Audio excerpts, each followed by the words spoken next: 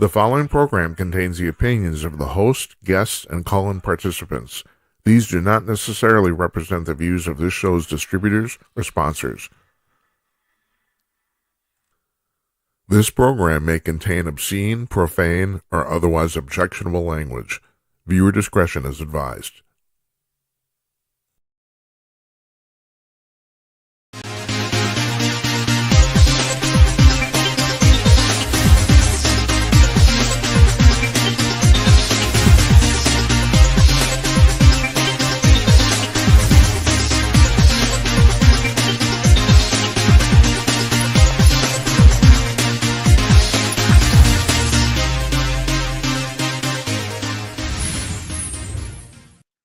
Howdy, hello, everybody. Come to you cordless. Greetings from Minneapolis. It's Wednesday night, May 21st, 2025.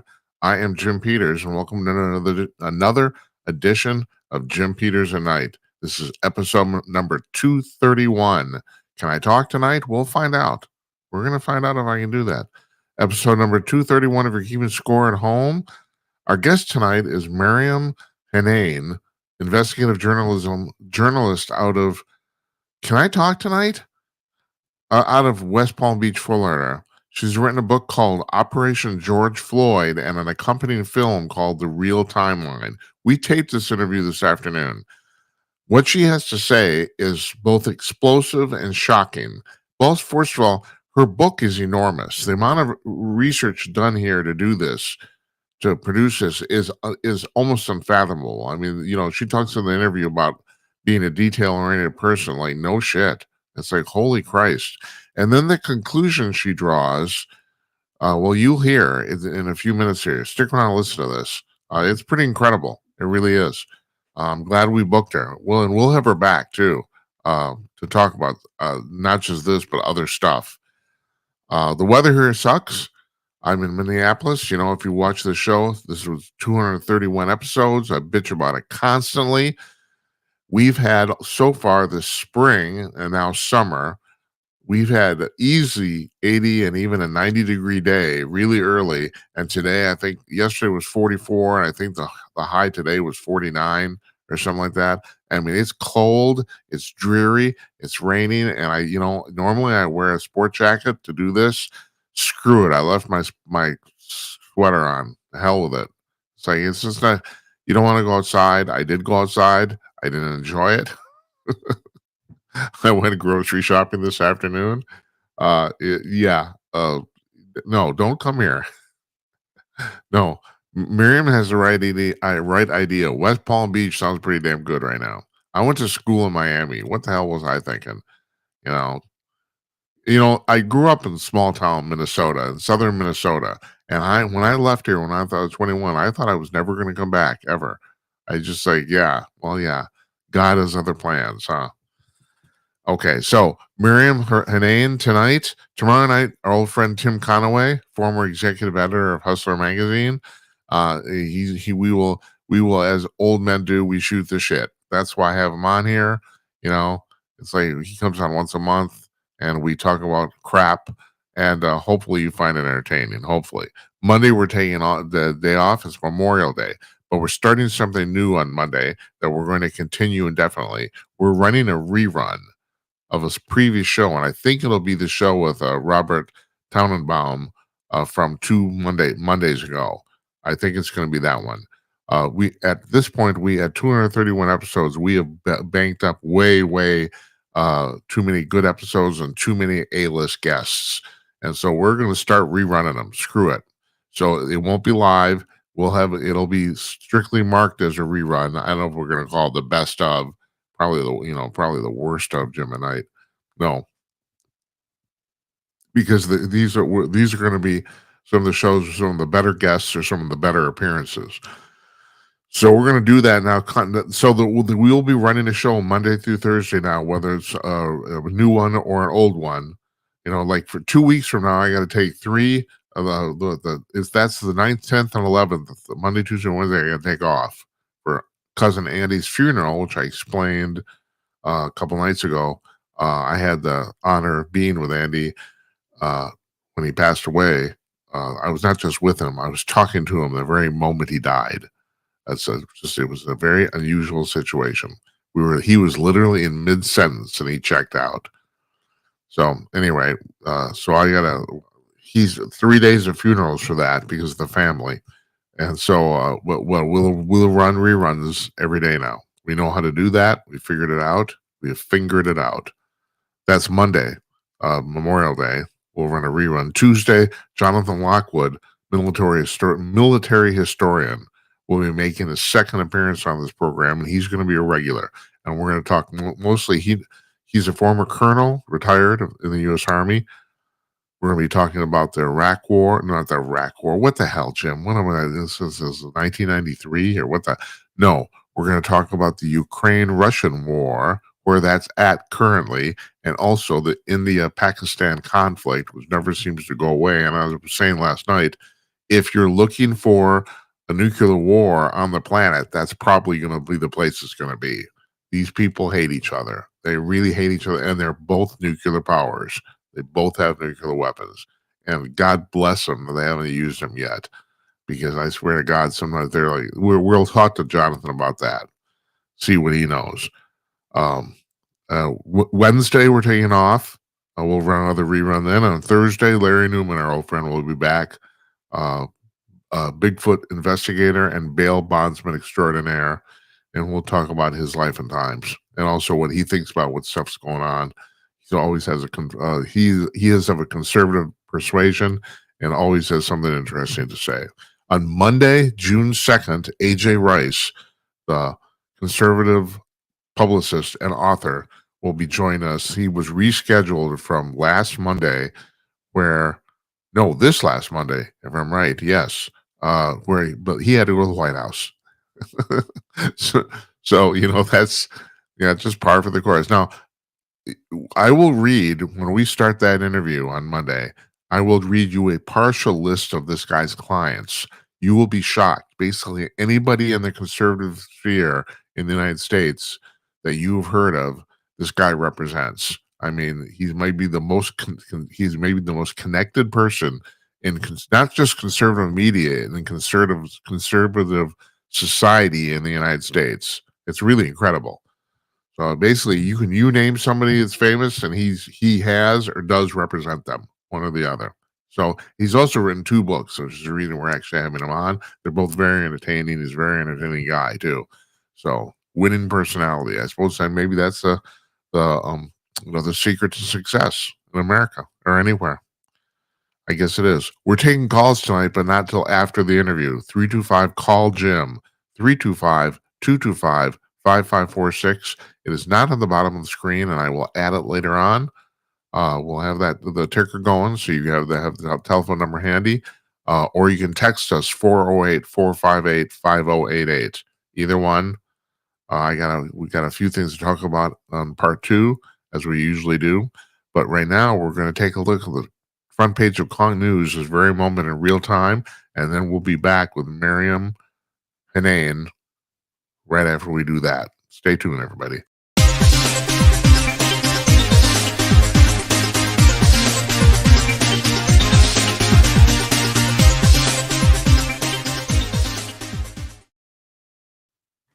Hi, all. Jim Peters again for Kong News. Let me tell you one of the greatest things about Kong News. It's free. It's completely and totally free. You don't need to register. You don't need to log in, subscribe, none of that stuff. Sure, they run a few ads on the front page, but if you're an old fogey like me, you might actually appreciate this, because when you check out Kong News at Kong.com, you'll probably notice that it's the closest thing to an old-fashioned hard copy newspaper that you'll find online. The latest up-to-the-minute news from 75 high-quality sources collected every 3 hours, all laid out with photos and headlines directly from the articles. And when you click on a story, you go directly to that story. No ad page, no interstitial page, none of that stuff. This is the way online news is meant to be. And did I mention that it's completely free? Seriously, how much of stuff in America is free now, right? That's of quality anyway. So check this out for yourself. It's at Konk.com, CONK.com. Konk News.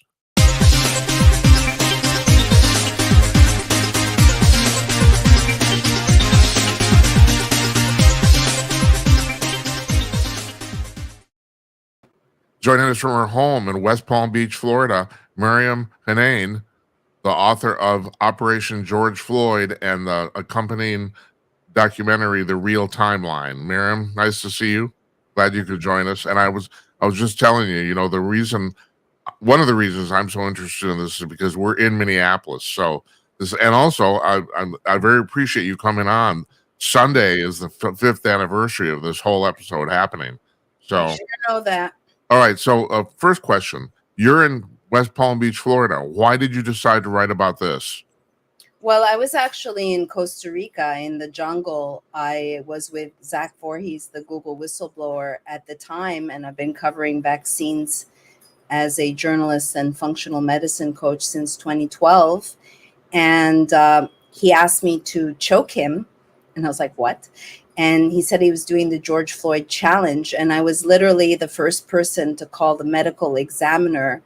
And it went from there. I just didn't tap out. And it's been a 5-year investigation. This is a colossal book, Jim. It's for the future. The Ministry of Truth lies, and this is a record. Like, here we are doing the hearings for JFK all these decades later. Yeah. Now, and I had Robert Tannenbaum, the guy who was the deputy chief counsel for the House Select Committee on Assassinations. He was just on 2 weeks ago. So, but I have to, before we even go on, was the George Floyd challenge, was that something on social media? I never heard of that.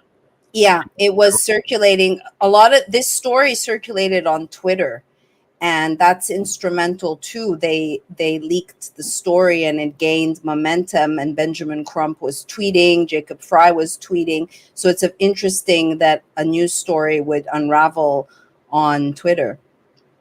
Yeah, but the problem is it's unraveled, but nobody seems to, like, in power seems to care. All right, let's go back to Monday, May 25th, 2020. Now, I'll tell you, I'm going to preface this. So I had just started working as editor-in-chief of Kong News, and we were doing podcasts. I had just started like a month before. And somebody asked me, they said, well, what do you think's going to happen? I said, well, this is Monday night.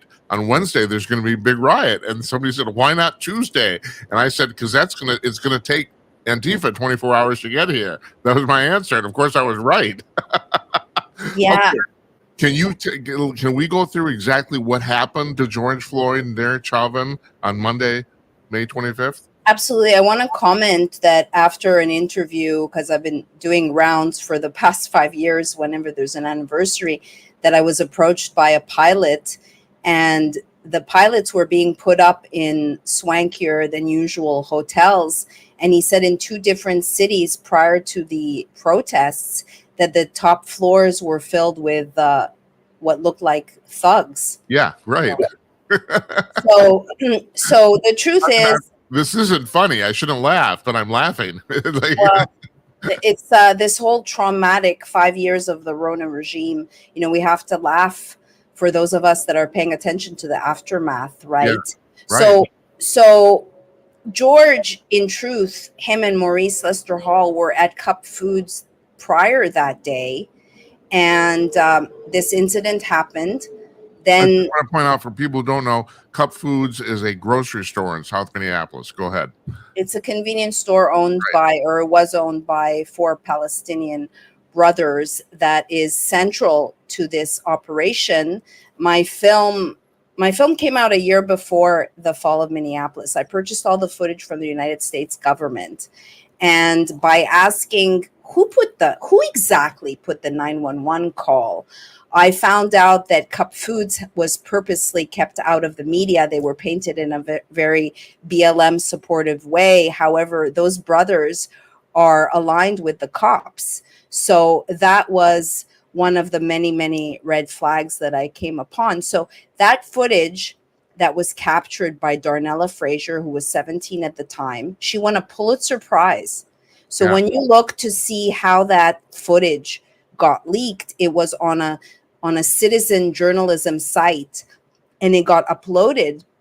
How would she know where to go to upload? And also, this chick did a lot of Facebook Lives. So why didn't she do a Facebook Live with her extraordinary footage, that got her accolades by Meryl Streep and Spike Lee?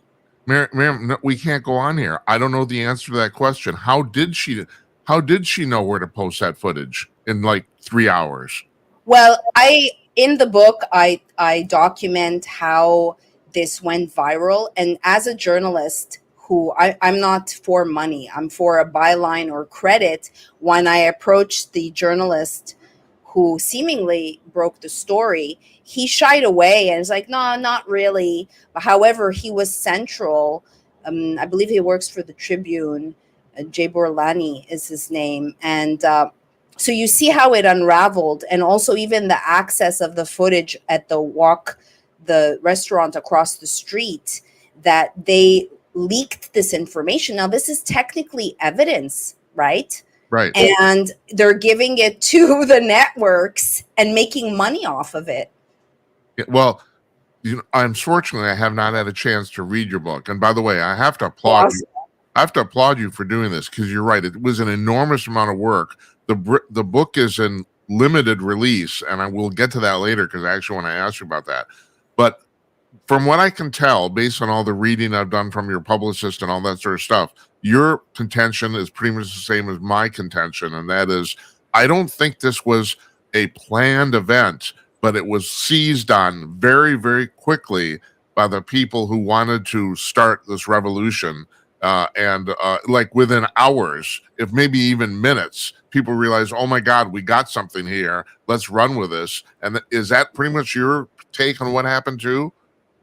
They definitely took advantage of it, but no, after my investigation, I do think that it was orchestrated. And Really? yeah, I do. It's called multi-layered psyop because it's like a Russian doll.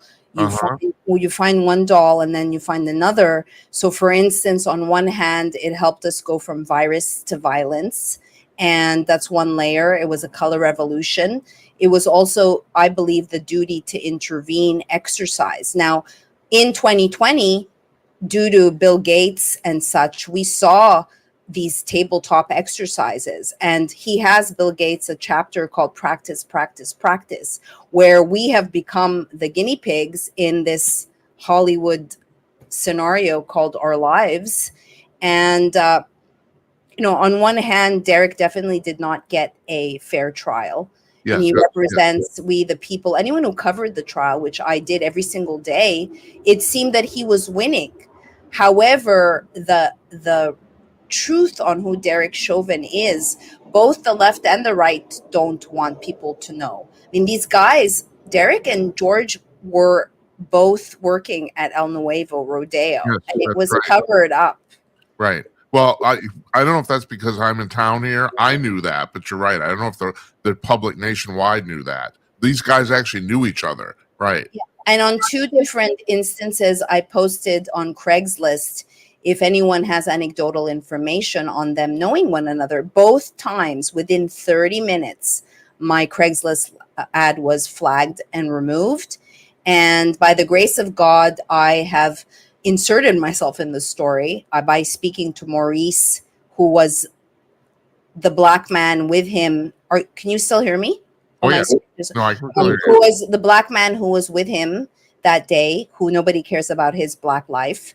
I'm the only one who's speaking to the shanker of Derek Chauvin because they don't want that story to come out as well.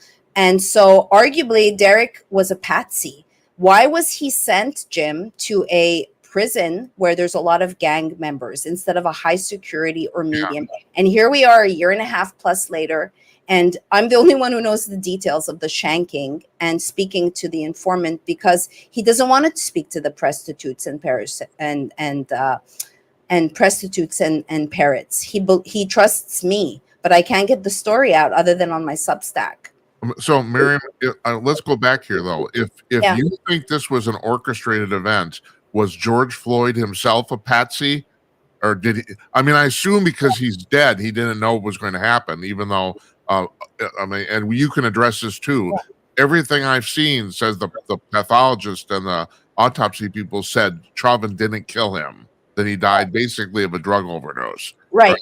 This is like a Gordian knot. So if it's a duty to intervene exercise, like every time you think there's one thing, there's something else that neutralizes it, and then it's very difficult to ascertain what the truth is. Now, if you look at George, first of all, how they painted him in the media, it's actually an amalgamation of 3 different people.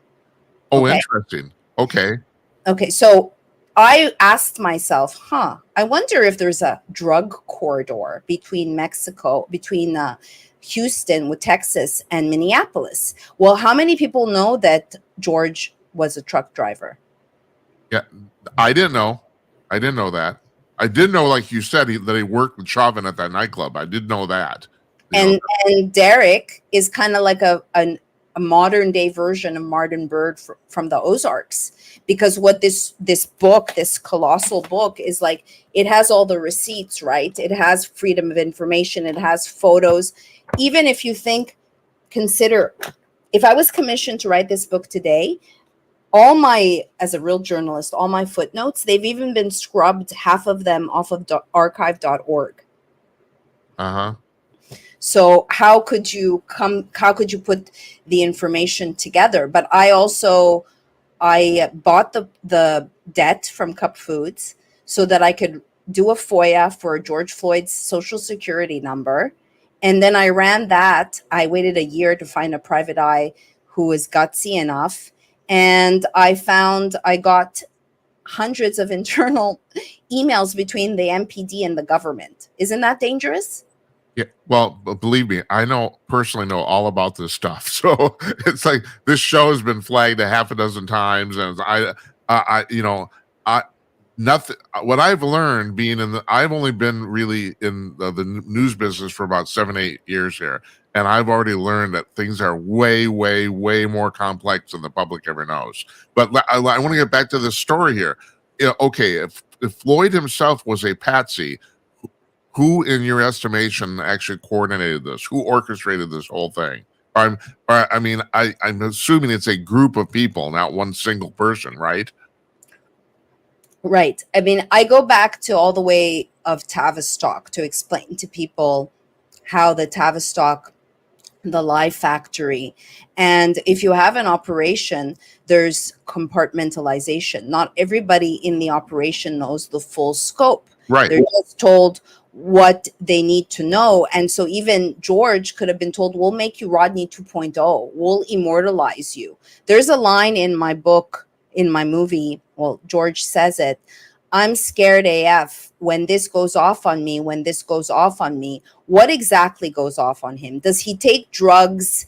Look, let's say you do the autopsy report. There was a toxicology lab done. You have to ask, hey, look for cyanide, because it could have been cyanide. It could have been something other than the fentanyl.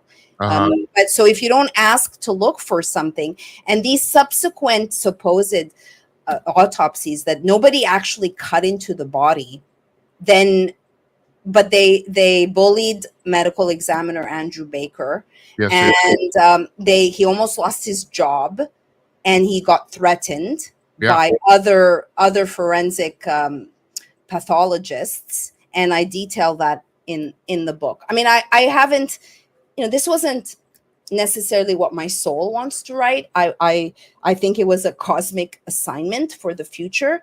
I had to be very diligent because it was an active investigation, which, by the way, investigations take a long time, real ones. Yeah, they do. And while writing the book, and it just so happens that it's come out kind of at the heels of the 5-year anniversary. You were talking before about why you actually wrote this in the first place. What was do you remember the actual moment where you decided you had to do this?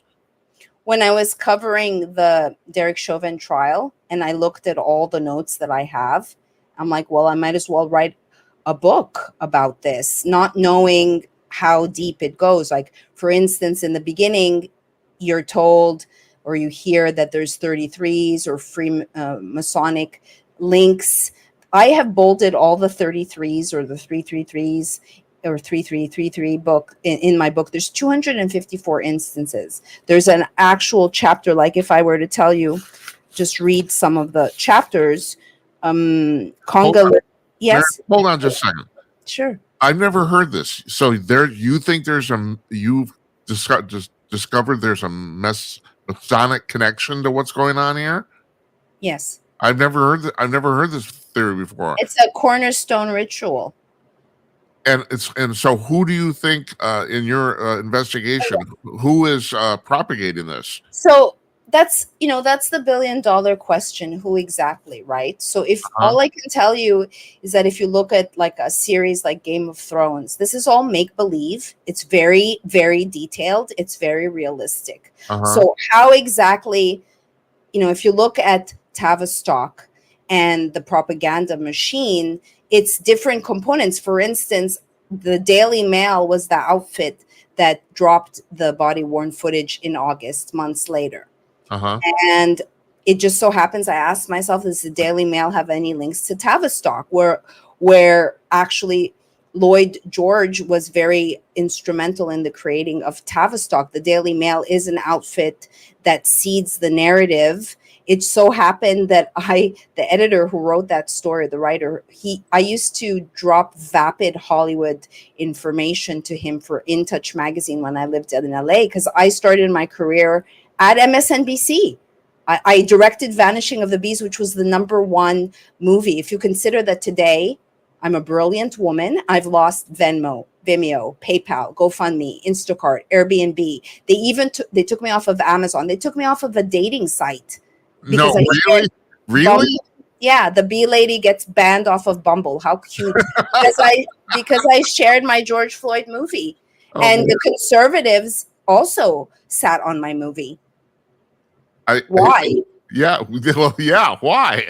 I mean, that's especially I'm kind of blown Because away. I have a shot in here that the fall of Minneapolis inserted that shot completely out of order as a little FU to me, showing that basically these bystanders were arguably extras, and people can decide for themselves. It's edited by Sean Hibbler, who's now done a production with Stu Peters, and he's a phenomenal editor. And even looking for an editor that wasn't woke. People know my film. I had a white veteran editor tell me that he wasn't going to take the job for ethical reasons, telling the brown girl.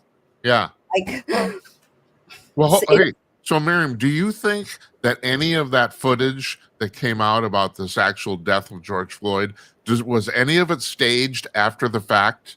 In other words, is some of it simply not real? It could have been done. If you look at that day, the sun set at 8:30. If you look at the footage, the sun doesn't change. Now, George and Maurice were at Cup Foods earlier that day. So who's to say when it was shot? And when I purchased all the exhibits from the trial, there was some shots of bystanders from across the street at I think the gas station, that didn't make it into the cut. So you could see, and my film has footage that the world has not seen of George Floyd, of ambulance, what happened in the ambulance in itself. That's a whole other story. Well, what did happen in the ambulance?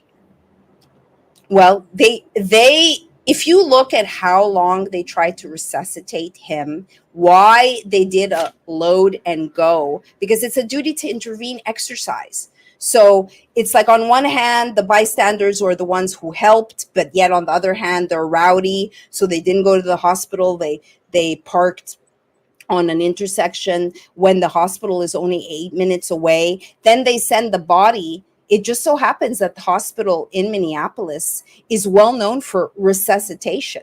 And they had all of these like rookies work on the body, the medics. So even that's like, if it's a duty to intervene exercise, you have rookies, which 3 of the officers or 2 of the officers were practicing.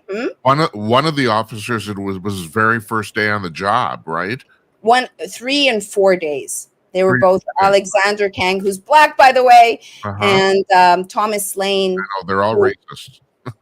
Well, they're out. 2 of them are out. Yeah, Tao, I'm sure, any moment now. I'll give you an example.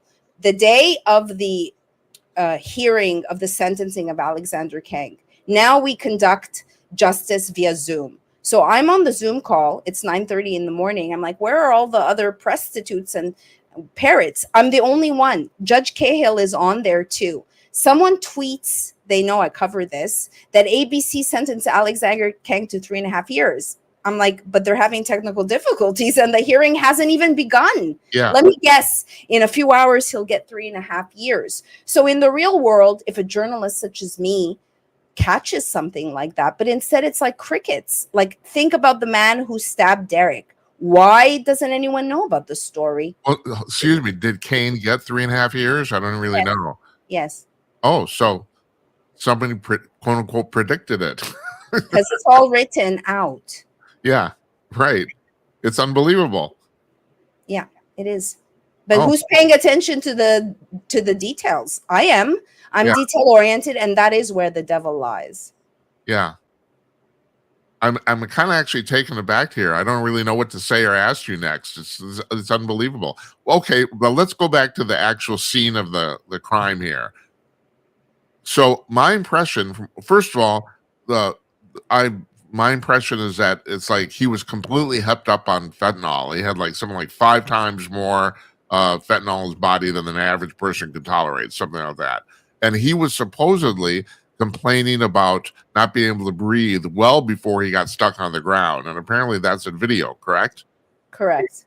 And also, am I right about this too? That he was basically kind of your standard thug, and this was a standard thing he went to in the past when he got arrested. He would talk about the fact he couldn't breathe. It was just basically a standard line he used to get out. It's his shtick, and I show in the movie the arrest almost a year prior where he does the same crap. Right. So they could have told him, hey, that thing that you did, do it again, but it's say I can't breathe. Yeah. And he's taking the drugs in order to go through the event, and maybe he wasn't supposed to die, and he did. And so why did Derek show up at the hospital? How many people know that? Oh, Maryam, I'm starting to kind of put this together. So you're suggesting this whole thing was orchestrated, but that Floyd wasn't really supposed to die. In other words, he might have been in on it, but he wasn't or he wasn't told. Maybe some people thought he was good. Knew he was going to die. Maybe he was good. Yeah, but yeah, either he wasn't told or it just happenstance. I mean, the guy was completely hepped up on drugs. I mean, the fact that he died of an overdose is not really unusual considering the circumstances. It isn't. No, absolutely. It's not. I mean, if I had someone sitting on me, plus there was the whole argument. I talk about the excited delirium, because again, if it's an exercise that's been written out, there's like turn to page 5 for this outcome, right? So they cancel each other out, where that's the beauty of it.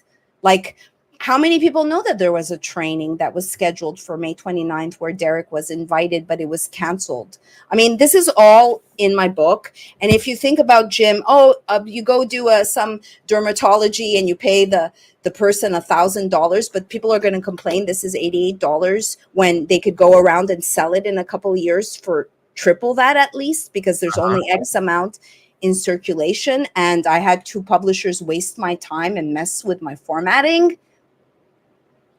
Which did you do first, the documentary or the book?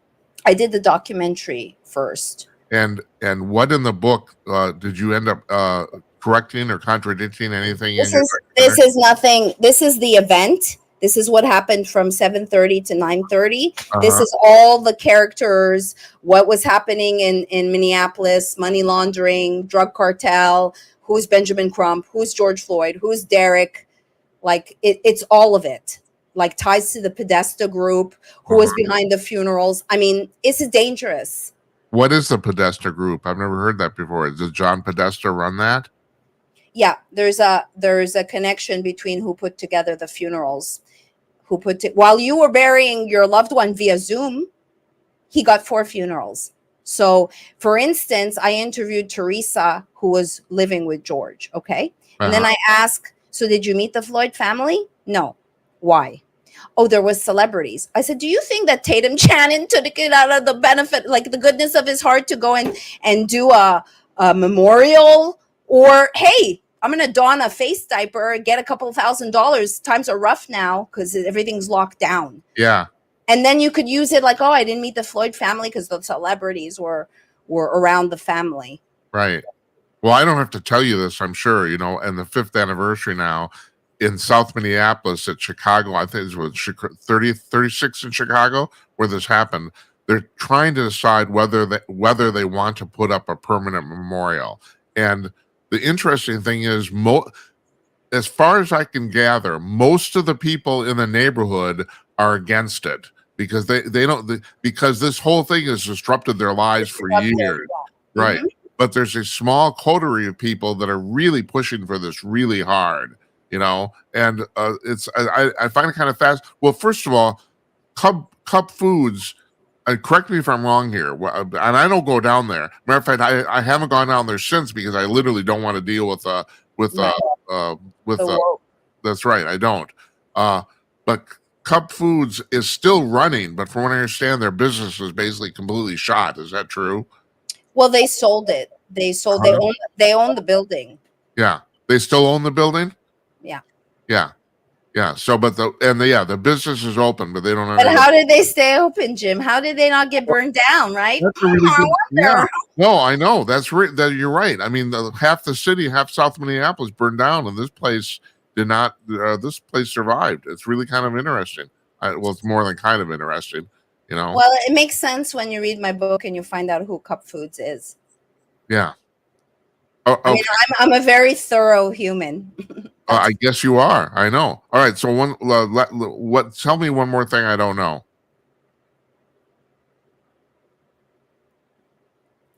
That 24 days before George Floyd died, I found $5 million hush money to a baby mama that the press never heard about. There is no way in hell he had $5 million. I mean, he was based. I mean, and I'm not trying to denigrate him. He was a standard BS thug, basically. He would be having to make $1.7 million a year to justify that amount. So what is that amount? Right. Right. And so I have the receipts for all of it.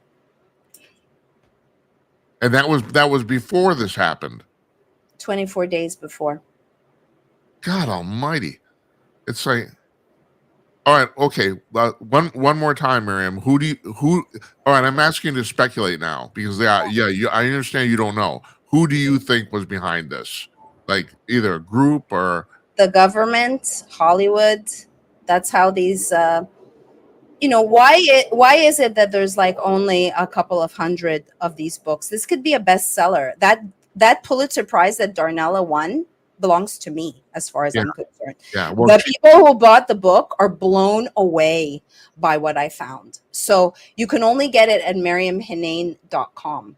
Yeah. Like it's sad because I didn't think after all of this work that I wouldn't be able to have the reach. Like anyone who's like, Tucker's not going to have me on. Why not? I don't know. So okay.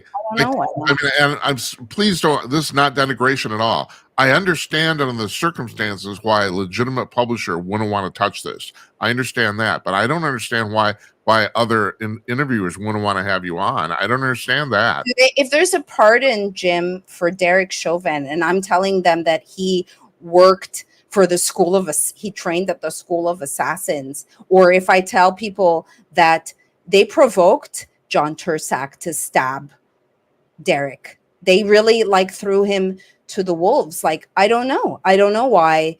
I do know that I tried to reach out to Liz Collins because I'm exhaustive in my research and I look at patterns, and they didn't return my call. I know that American thought leaders, Jan knows about my story that I wrote that went viral, but they put her on American thought leaders. Is it my tattoos?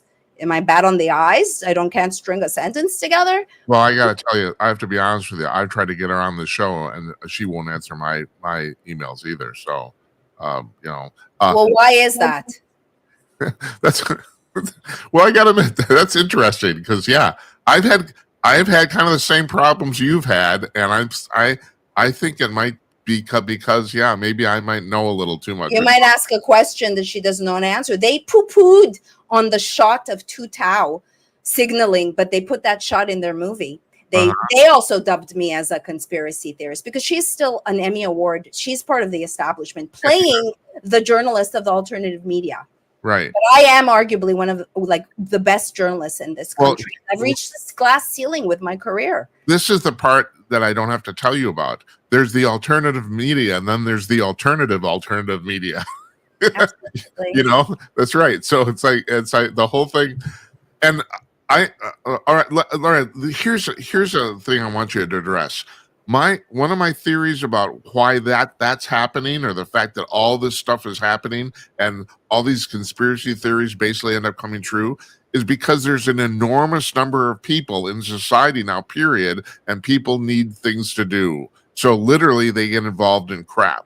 So where, like, 50 years ago, you might have had 50 people involved in some sort of plot. Now there's 200 or 300. And everyone asks, and I get this question. We did a show on this on Monday. How can people keep this a secret? Well, first of all, they don't. You're here. We're talking. This is going to be on the internet tonight. And so it's not a secret, but the fact is no one at the White House stands up to a podium and says this happens, so people don't believe it. That's part of it. I want to say that when all is said and done, the only thing you take with you is your soul. Mm-hmm. And that under the Rona regime, a lot of people hoard out their soul. And I didn't. And I spoke out for others because I knew what was coming. And when I need the support, it's like most people are damaged because of this jab. They're not in their hearts. You can't raise your frequency without your heart. Or they've been compromised to a certain degree. They've hoarded out their souls and I get it. I mean, being on food stamps after building $1 million company, being a brilliant, creative person, and being infiltrated in my health and wellness company, Honey Colony, like this, my friends, I mean, Mark Grenon of Genesis Church went to jail for chlorine dioxide. His sons are still in jail, so I could be in jail. It's possible. I was going to ask you about this because you had your quote unquote regular jobs in the wellness industry, and talking about selling out your soul. One of the things I talk about on the show regularly, I have people on all the time talking about like reincarnation, and there's increasingly scientific evidence now that that's real. This is not a religious thing. It's not a religious thing. The religions took it out. And I mean, I feel like these solar flares that are coming down, I had a Kundalini, which I know sounds woo-woo, but my psychic skills amped up. And I've been on a spiritual path since I was 13. I've had a near-death experience. And that's why the Gnostics were so so targeted, because it's arrogant to know things. But like, I know that they created this bioweapon to take out the heart. I know that you could raise your frequency. That's the only way to get out of this prison planet that we're in. Yeah. Do you subscribe to the theory at all that this is all like somebody else's computer game? Yeah, I do. I think that it's a sim, and they're putting us in another sim, and there is a way to exit the trap, but you have to do your shadow work. You have to be able to have a relationship with your higher self, follow the signs, follow your intuition. And I have a very good track record. I mean, I allowed people in my company because I'm not a sociopath. So I've trusted people and empowered them to basically sodomize me. And the path is to love yourself. Christ consciousness is to be in your heart and to try to see beyond the division that they're putting on us.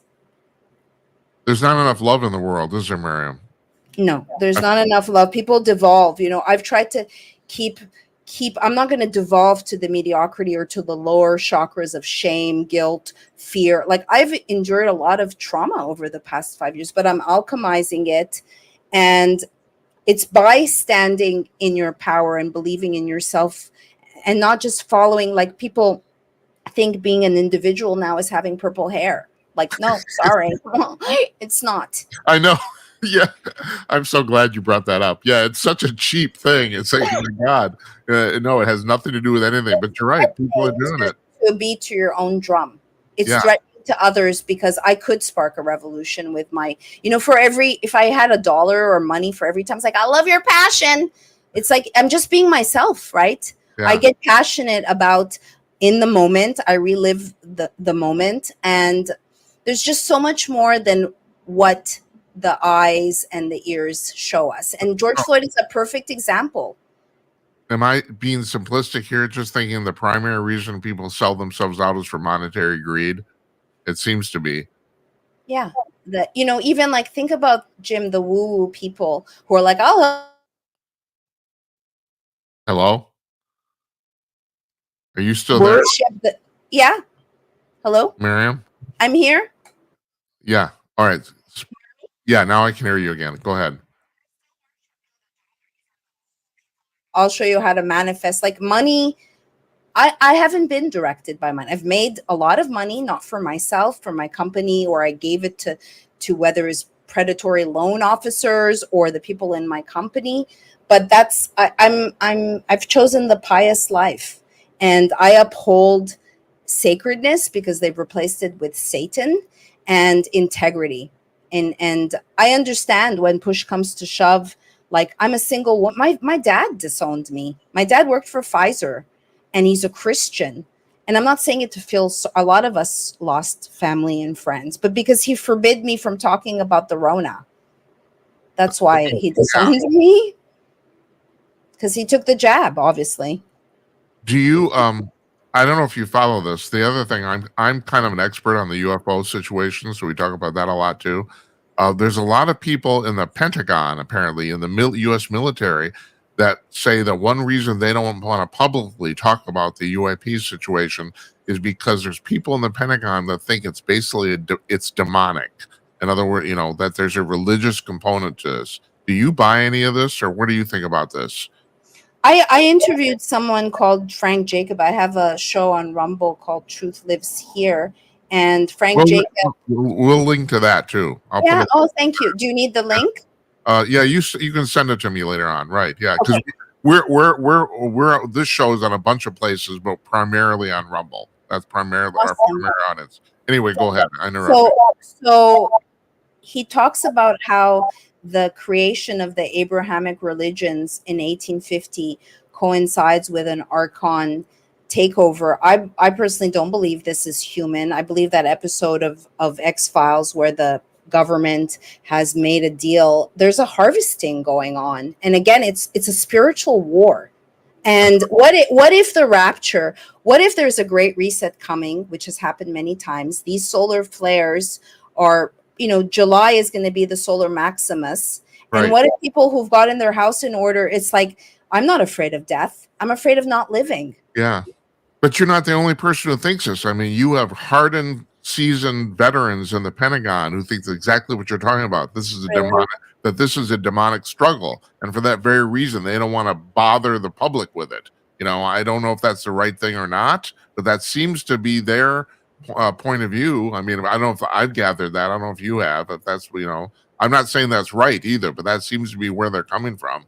Well, let's see, if you've seen the movie District 9, like how long it will be before there is a disclosure that we haven't been alone for a really long time. You don't need ships in the air. I mean, if you're drinking, this is my opinion, because I'm a purist. If you're drinking, if you're doing drugs, the Agent Smiths are real. They take over. I've witnessed infiltration where they're wolves in sheep's clothing, and it's unfortunate because people with good hearts can be deceived, and they have to really learn to discern. And that's why also, as a record keeper, like I talk about truth mixed with lies. Like a lot of these influencers, they're charismatic, they say good things, but you have to listen. It's like I listen to lots of people looking for you said that one thing that's not true that you shoved in there. Uh-huh. Maybe whether they know it or not. I might steal that from you. Try. Yeah, That's go that's ahead. a good thing. Yeah, I have to be honest with you, and maybe we should end this with this too. I sometimes wonder if I've been deceived. I'm really try. I do. Think sometimes I sit in bed at night, stare at the ceiling, and I'm thinking, am I just been tricked? You know, I'll give you an example too, and this is more hardware and down to earth. There's a journalist named Jazz Shaw. He passed away in October. He was a regular on the show. He was basically the UFO reporter for Salem Media, and he was well known in the UFO community. He used to come on the show regularly, like once a quarter. And the last time he was on, about a month before he passed away suddenly, unfortunately. I asked him, I said, "What's your biggest fear on this whole thing?" And he said, "Jim, my biggest fear is that we've all been deceived and it's all bullshit." He said, "That's my fear, that all this there's nothing to this, and it's complete utter crap. And I've spent my entire life studying something that basically doesn't exist." And sometimes I just wonder the same thing. If I'm part of the deception, if I've just walked right into it. To that I would get more specific, like even going within to ask, because it's like going when you go to the light at the end of the tunnel. It's very convincing, but it gets you back into the soul trap of reincarnation. So if you, for instance, I believe if you die consciously, or you don't go into the light, or you don't turn around, like the story in the Bible of turning into a pillar of salt, and you are an evolved soul, I do think in that respect you could find the truths. You have to just go within. And what's to say what you believe is not the truth when we're living in this cuckoo reality? It's Yeah, cuckoo. that's true. It is cuckoo. Yeah, and it gets more cuckoo every day. Miriam, I can't thank you enough for coming on Thank here. you. And first of Thank all, you so yeah, much. we'll you send me a link to your show, and then we'll put all your stuff up on our blog. And I hope you'll come back. I hope we I can would love that. I talk. would love that, to talk about health. I'm 52 Right. years old and I've reversed lupus. I was hit by Hold on, an hold on. SUV. Did you say 62? 52. 52. Well, still, that's still amazing. I would not have guessed that at all. Yeah, I reversed lupus and learned how to walk again after I was hit by an SUV. And so I give consults and I help people, because I walk my talk, and this is our temple, and they're poisoning us. And I refuse to be poisoned by the overlords. Yeah, I'm glad you refused too. Thank you. Thank Yeah, you. no, we'll have you on again. I want to talk to you again. This has been hallucinating, and it's like, um, and I tell you, if either one of us figure out who actually was behind this George Floyd thing, we have to tell each other. Okay? Absolutely. I think there's more than one, there's a series of people. Yeah, yeah. I'm starting to think about everything. So Yeah. yeah, you take care. All right, we'll talk to Thank you. you. Thank you. Thank you. Thank you, Jim.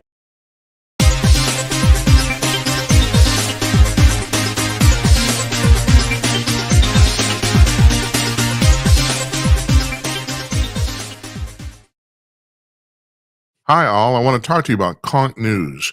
You've probably heard me talk about this before, but if you're a news junkie, you should try this out. Conk News is a news aggregator. Now, there are plenty of news aggregators on the web, but Conk News is different than all the rest, and here's how. Most other news aggregators will lump the top stories from each news source under that news source. The top 10 stories, like, for example, from Fox News, Breitbart, the New York Post, etc. What Conk News does is it sends its servers out onto the web to over 75 different news sources every 3 hours. And yes, this is an automated process, but in this case, that's actually a good thing. And collects the latest stories from said 75 sources and then lays them out on its own front page in the order they were posted, regardless of the source. So you see the latest stories at the top of the front page, regardless of where they're from. And this is all free to you. You don't need to log in. You don't need to subscribe, register, nothing. It's completely free. All you have to do is go to conk.com to check it out. That's conk.com, CONK.com, conk.com, Conk News.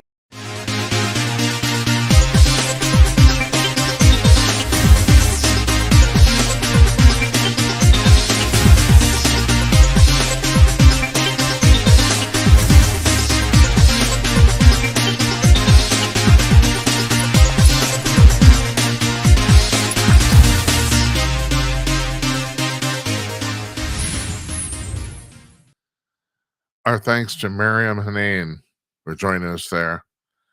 that was so I'm gonna wrap that up for you in case you missed part or all of that.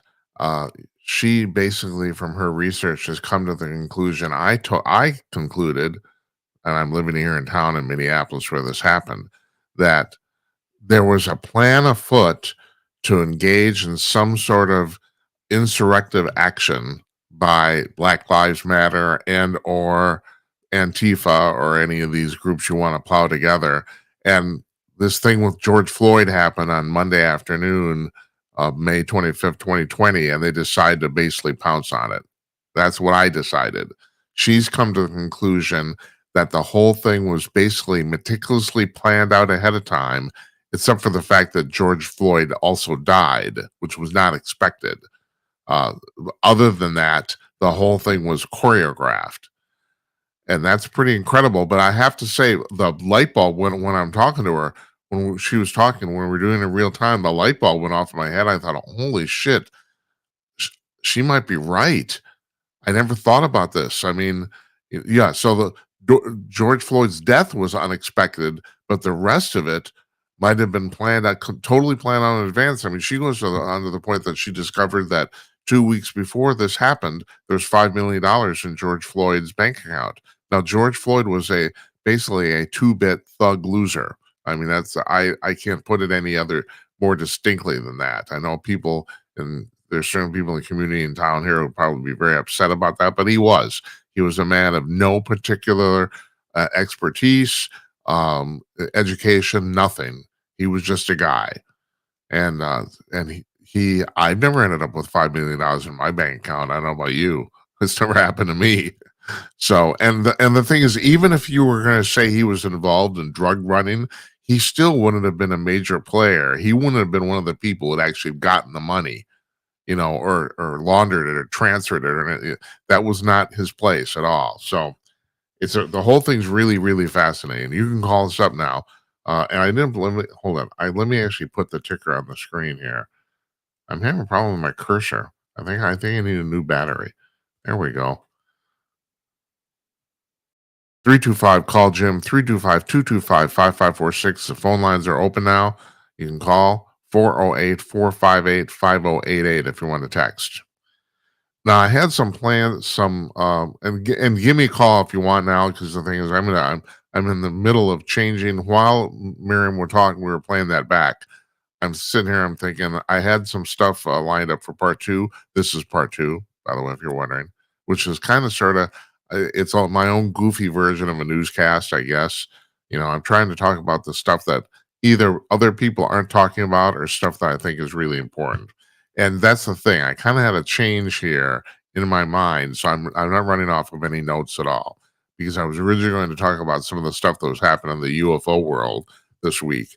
But no, I think what I really want to talk about, and if you want to talk about this too, call me up, um, about this thing about Jake Tapper and his book. And I know we talked about it last night, but the thing is, these people, and when I mean these people, I'm talking about the legacy media, they've really beclouded themselves. I mean, this is becoming this whole thing about Joe Biden, and covering up not just his ineptitude, but that was part of it, about his physical ailments. I mean, now he's got prostate cancer suddenly.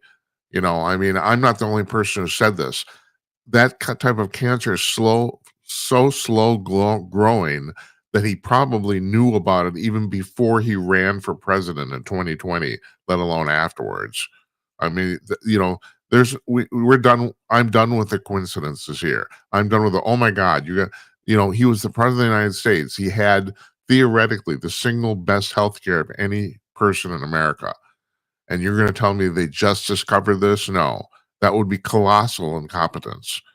I mean, now, unfortunately, um, Scott Adams just announced that he also has the same cancer and he doesn't expect to live past Labor Day at this point. I mean, um, I happened to catch the end of the five on Fox News tonight, and Greg Gutfeld did basically a really heartfelt tribute to him about the fact that how many people's lives he's changed with his wisdom and insight, and that's true. And you would think a guy now, Scott Adams has been wealthy for a long, long time. And so you'd think a guy that wealthy would have caught that relatively early. But,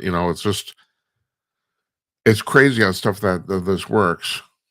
We got a call here, and I think this is Think. Let's see. Hi, who's this? Hey, this is Think. That's what I thought. How you doing, Think?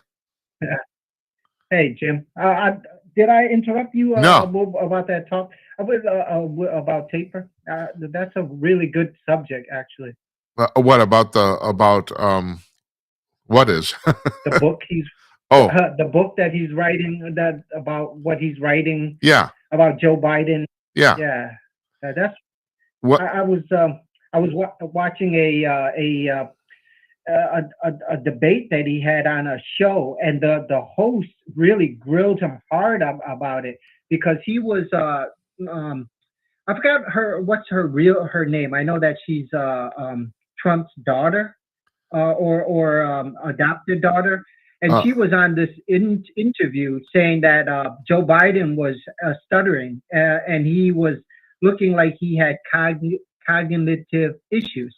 And what is his name? The guy that wrote the book, is it Taper? I forgot his full name. Jake Tapper and Alex. Yeah, I can't remember the other guy's name, but nobody knows because Jake Tapper is a famous one.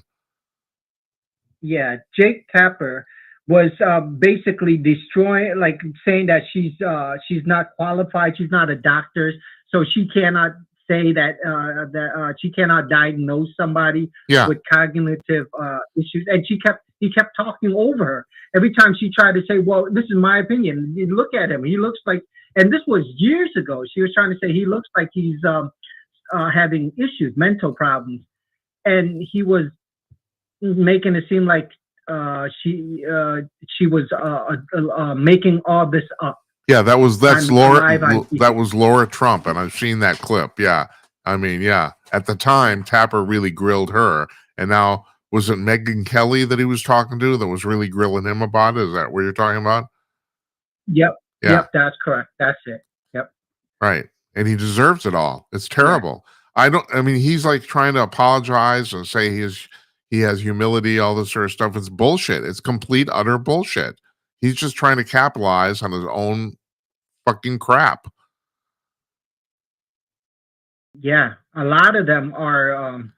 I don't accept any apologies from these people. I mean, why is he suddenly coming out right now and saying that? In his book, he says that he was told to say this stuff, right? I don't actually know.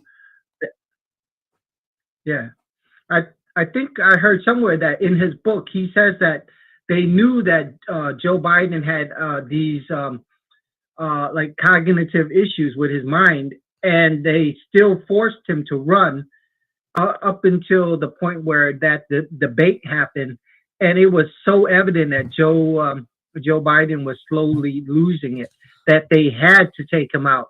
Yeah. Because they knew he would lose right away. Right. The public saw it. And that's when they put Kamala Harris in his place. It's so evident. It's so evident. Right. But this is just straight up bullshit right here. John Nolte on Breitbart, he said, it's not a cover-up. It's gaslighting. Because like you said, if you were paying attention, we all saw how terribly infirmed Joe Biden was, and they're trying to say it wasn't true. It wasn't so much a cover-up because it's like, are your lying eyes deceiving you? It's basically that sort of thing, And Nolte's right. They went out of their way to basically chastise anybody who pointed out the obvious. And now they're all pointing out the obvious and trying to. You're asked, why did Tapper write the book? Well, the answer is pretty simple. Think money. Now, I don't know how much money he's going to get out of it. I mean, as a general rule, everyone pushes these books and they're all hoping to make a little profit. But the key word is little. There's not a lot of money in writing books, even if you're relatively successful. I mean, every once in a while, one of these books takes off and sells millions of copies. And if that's the case, you make millions of dollars. But generally speaking, a book like this, a political book only sells like 5,000 to 10,000 copies generally. So I don't know. Tapper's well known, so that might change. I don't know. It's worth pointing out that Barack Obama, before he became president, even before he was elected to the state house in Illinois, he made millions of dollars writing books. He wrote a couple books that were extremely successful, and that's where he actually got his original money. And that's legit. I mean, it's like, okay, you wrote a book, it's popular, good for you. I read one of those books, or at least one chapter of it, in a Barnes and Noble, and I was astonished. Not how it wasn't badly written; it was very well written. But I didn't realize this guy. I didn't know at the time he was that liberal. I didn't. But I'm kind of changing the subject, So your point is well taken. It's like, why is this guy doing this? Well, I guess the answer is cash. That's all I can think of. Yeah, but I mean, yeah, he's doing this for cash. That's right. It's obvious he's doing it, but the fact that he can come out right now and just say, "Hey, I was told to say," I don't know if in his book he says that, but for him to just come out and just publicly claim that he was wrong, and he has found out that Joe Biden was kind of mentally disabled, disabled, disjointed. I don't know how you want to put it. Right. I know what you're talking about, though. We all know what you're talking about. Not mentally stable. Yeah. And for him to apologize about that right now, I don't know. It's the same with Mark Zuckerberg. Mark Zuckerberg came out and said, on Facebook, we were told to fact check all this stuff. That's right. Do we accept his apology though? I don't. You know what I mean? He did so much damage. You got a point. No. I'm sorry. I'm chiming in to agree with you, and I don't know if we do or not. But he is going to gone on record. Zuckerberg said that the White House would call him up personally and literally scream at him on the phone to denounce some of this stuff. And so they did that. And what is he just? Did he do that because he's a good Democrat, or what? It's like, what was the point? Why did he do that? I don't. I don't know. I don't know the level of. Because social media is kind of a weird thing in the sense that it's not real media because it's all kind of indirect. So, the problem with Facebook isn't that Mark Zuckerberg was saying this stuff, but a whole bunch of people on his service were, and he had the ability to stop it, and he did. But, is that different than Jake Tapper actually going on TV and saying, no, these people are wrong? I don't really know. I can't decide off the top of my head. I mean, what do you think?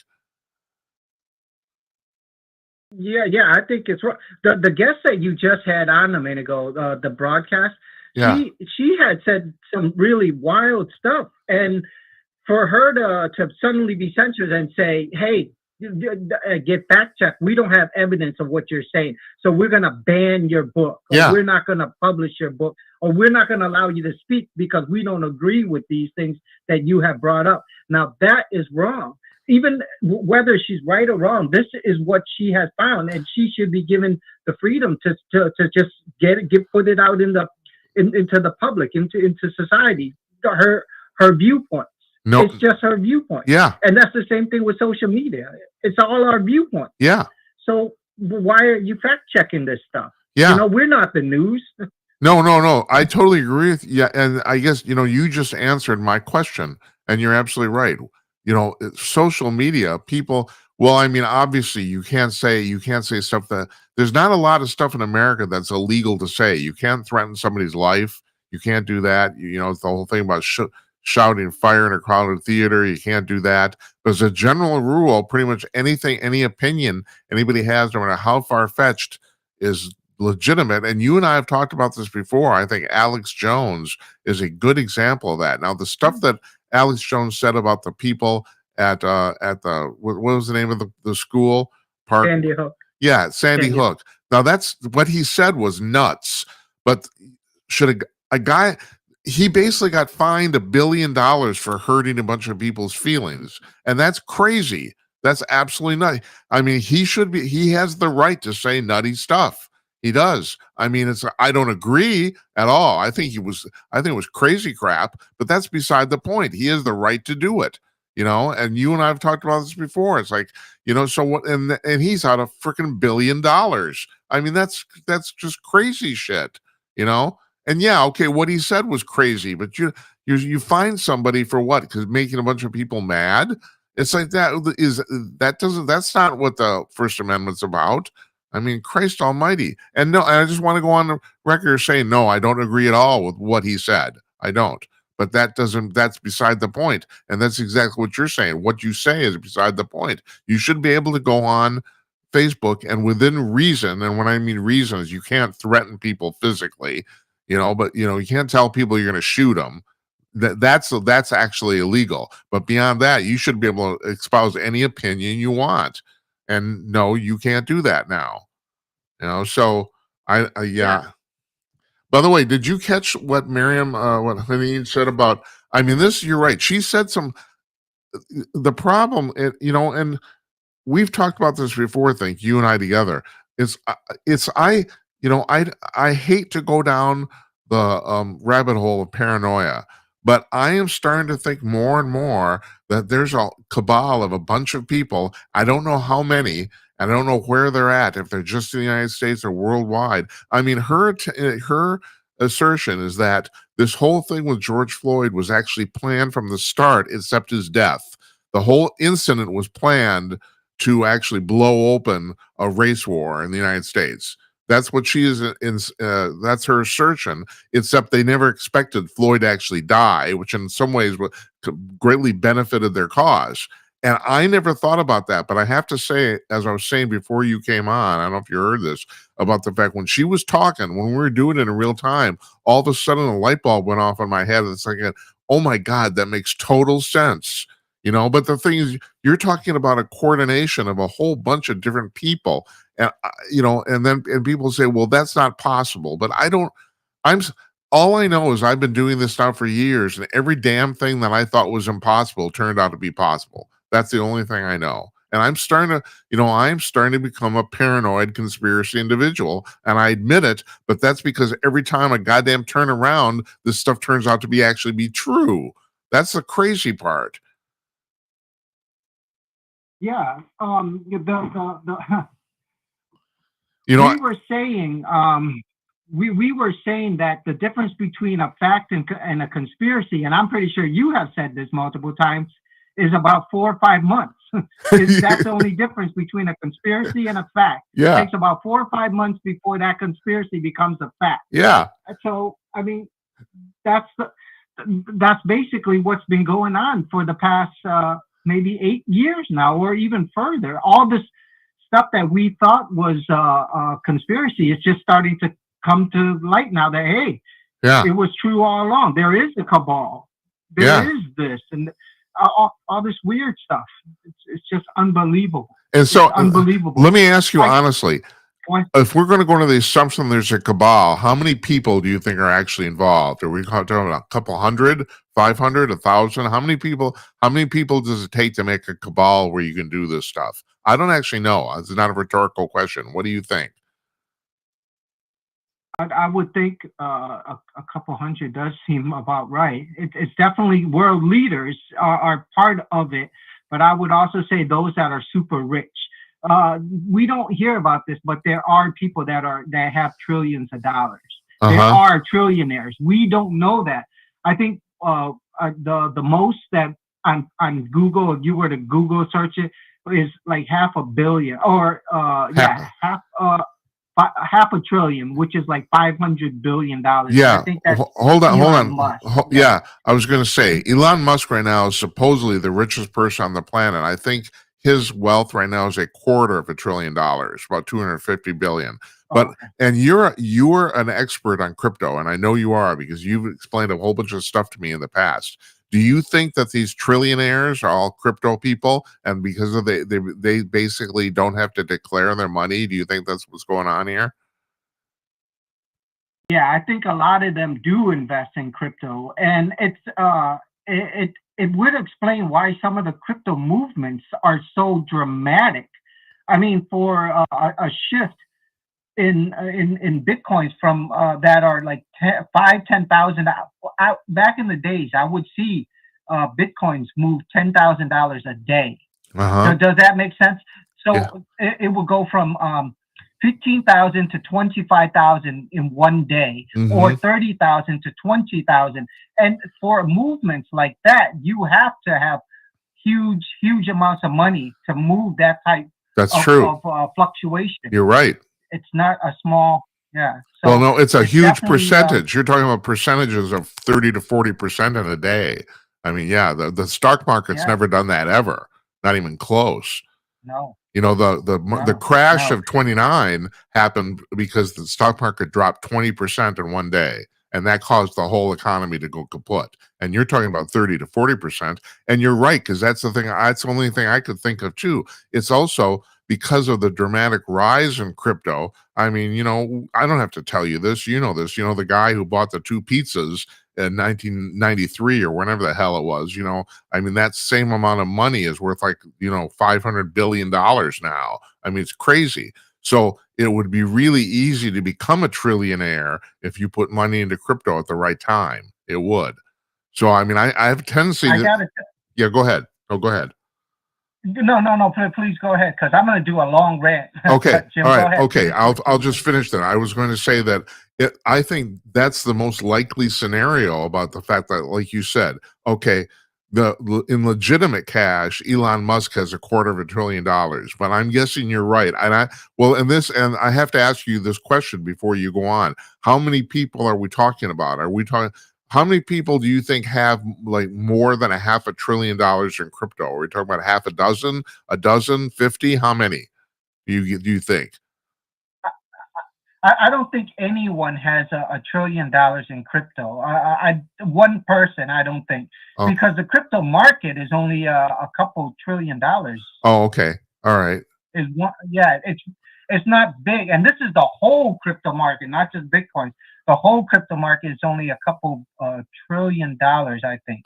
That's all it is. It's not a huge number. So these people that are invested in Bitcoins or in certain cryptos are probably billionaires that are moving it that highly. Unlike someone like me, which is like moving just like 20, 30,000.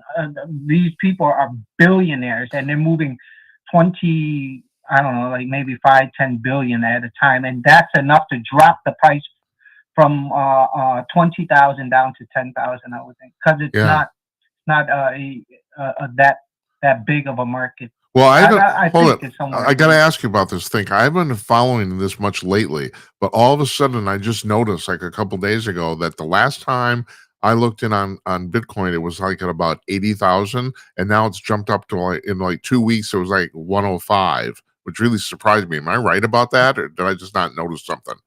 Yeah. Okay, so please let me rant now, Jim. Okay, this is okay. All right. So I do technical analysis, and I studied a long time about this. And I got to tell you, there's this pattern called cup and handle pattern, right? Hold on. What is this? What's it called?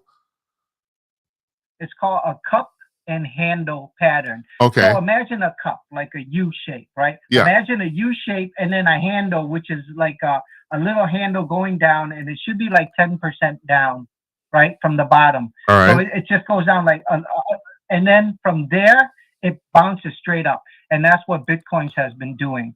And my analysis was that once it breaks 105,000, so it was bouncing off 105,000 for the longest time.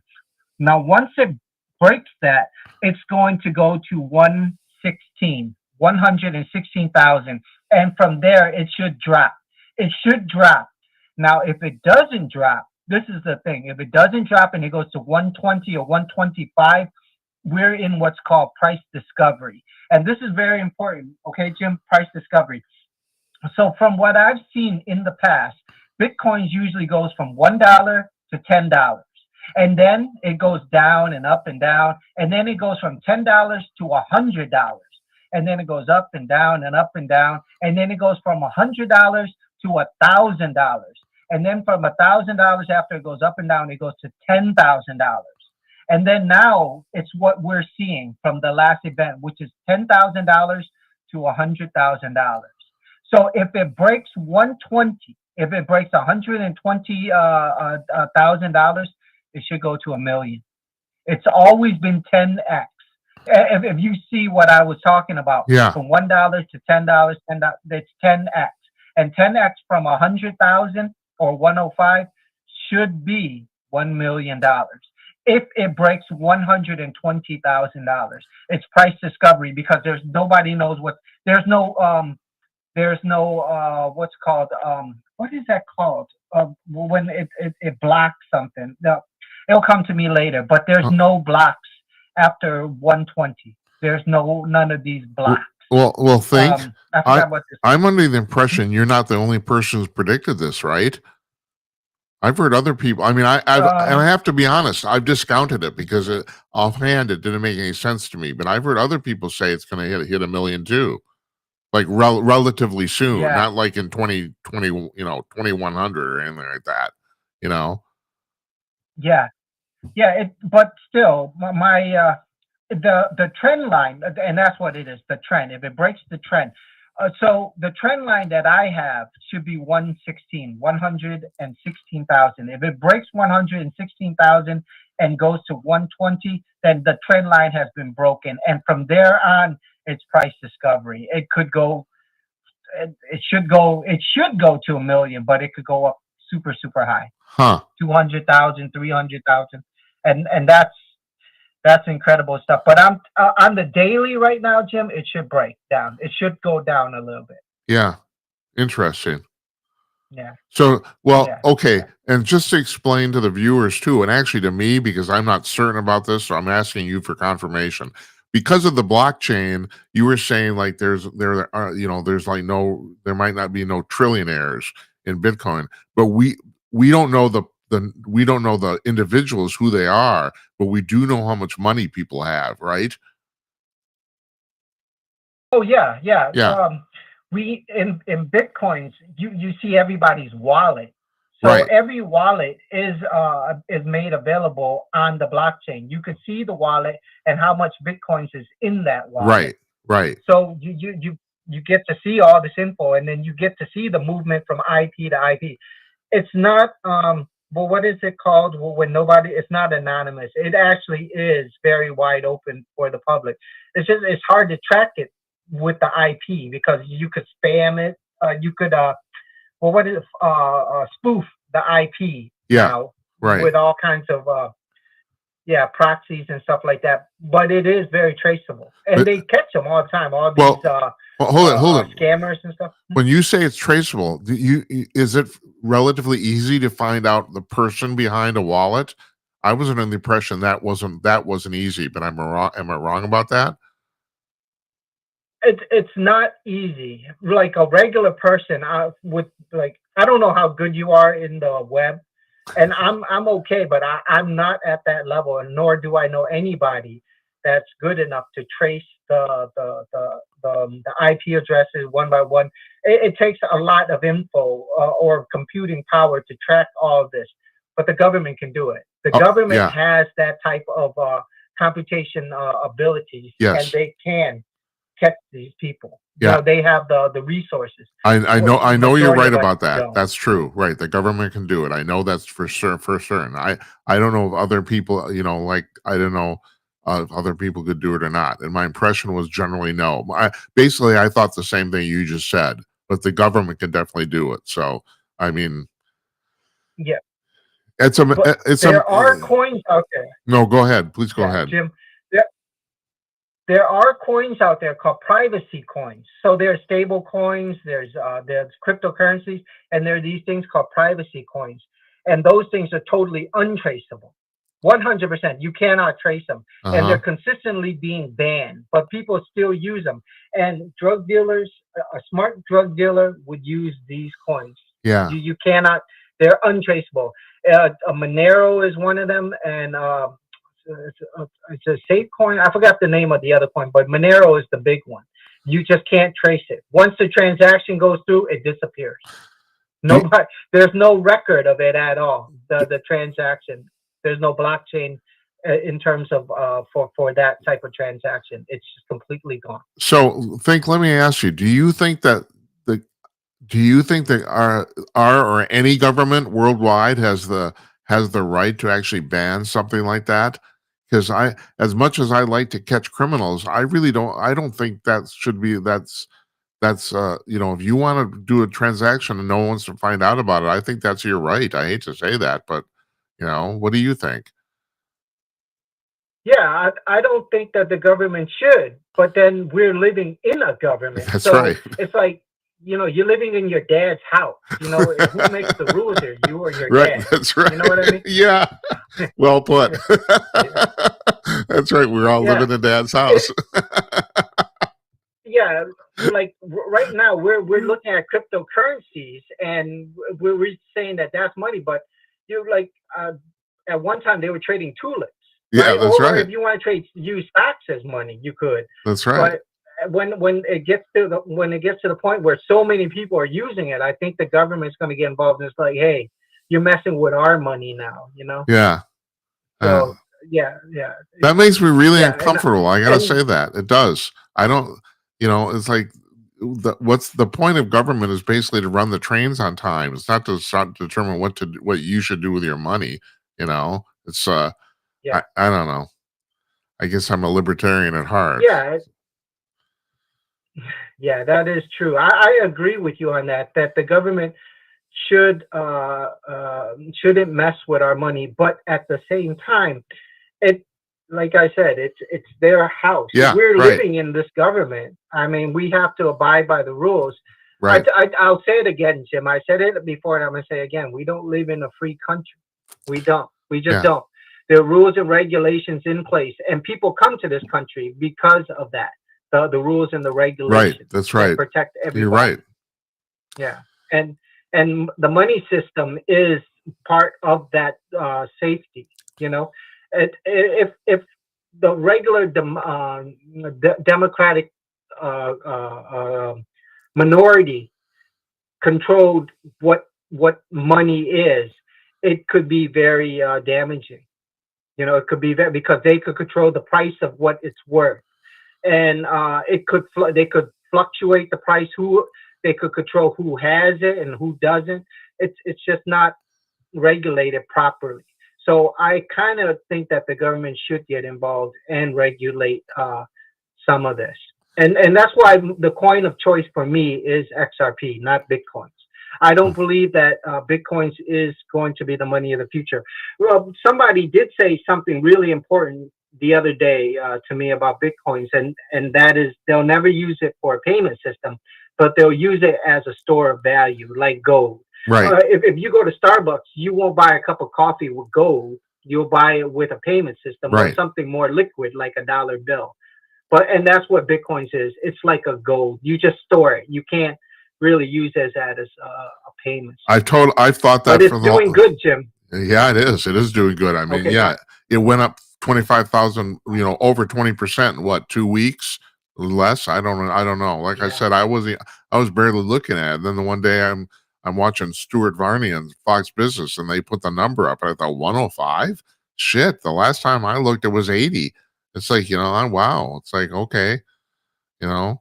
But I have always agreed with you on that about the fact that it's not a currency. It's right. It's never people are trying to push it as currency. No, it's a storage system.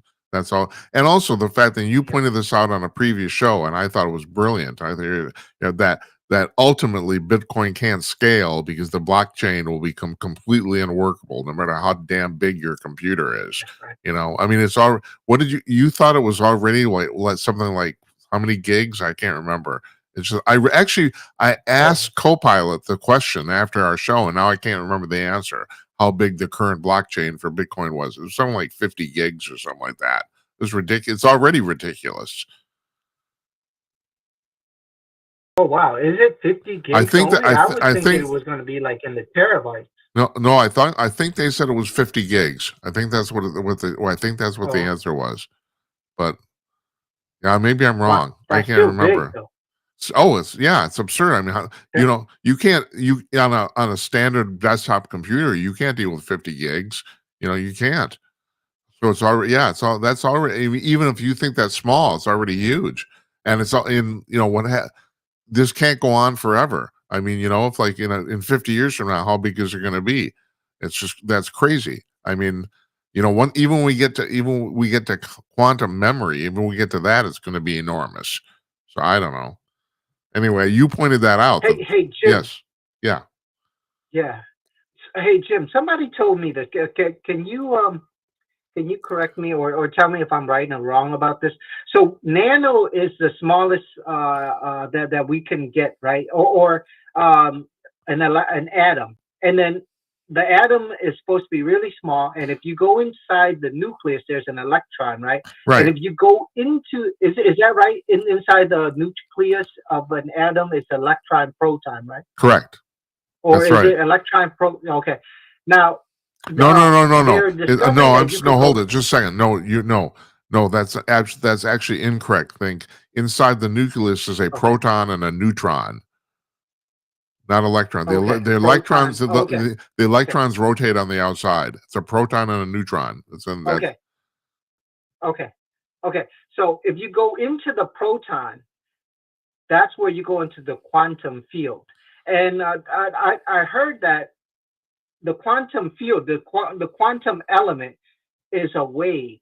And I heard you and that guest that you were talking about earlier talk about frequencies. Yeah. And I believe in that as well. I believe that there are certain frequencies that control reality. So basically, we're a form of frequency. So the very smallest element of everything is a waveform.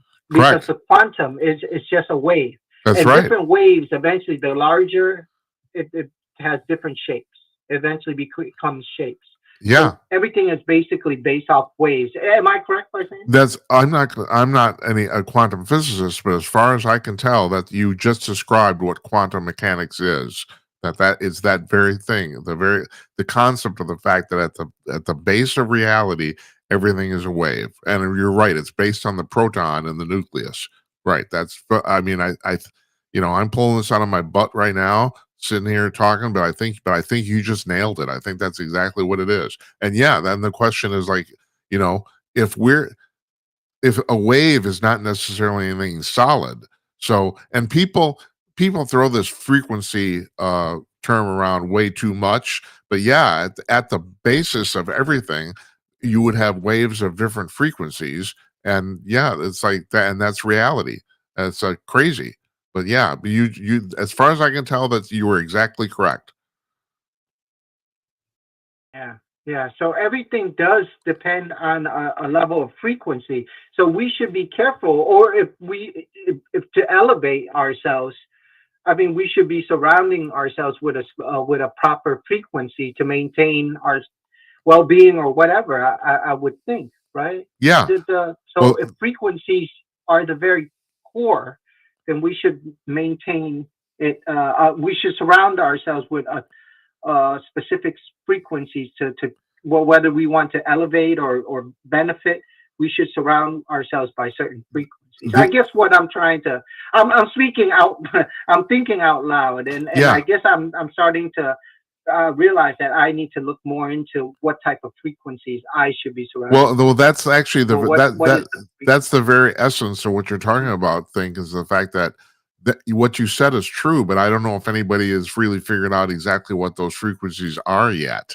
That's the thing. I don't know if anybody really knows. I mean, I think there's people conjecture, they guess, but I don't know if there's any definitive research or evidence about what the actual frequencies should be. But yeah, as a concept, as far as I can tell, you're right. Yeah,